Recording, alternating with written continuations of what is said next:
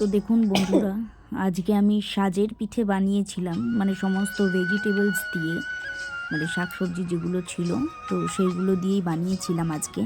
তো তার জন্য দেখুন আমি প্রথমে চালের গুঁড়োটাকে নিয়ে নিয়েছি, তারপরে স্বাদ মতন লবণের মধ্যে অ্যাড করেছি। তারপরে আপনারা এখানে ঠান্ডা জলও দিতে পারেন, আবার একটু উষ্ণ গরম জল দিলে আর কি বেশি ভালো হয়।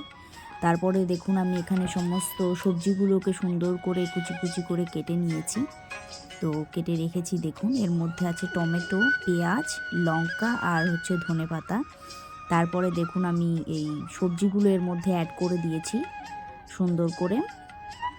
তারপরে আপনারা এই রকম ঘনত্বেরই একটা ব্যাটার তৈরি করবেন। বেশি ঘন হলে কিন্তু মানে পিঠেটা সেরকমভাবে ফুলবে না। আর যদি একটু পাতলা রাখেন, মানে এরকম আমি যেরকমভাবে রেখেছি, তাহলে আর কি খুব সুন্দর হবে পিঠেটা। তো পিঠে বানাতে বানাতে আমি দেখুন ঠাম্মার সঙ্গে একটু কথা বলছিলাম, তো ওই জন্য ঠাম্মাকেও একটু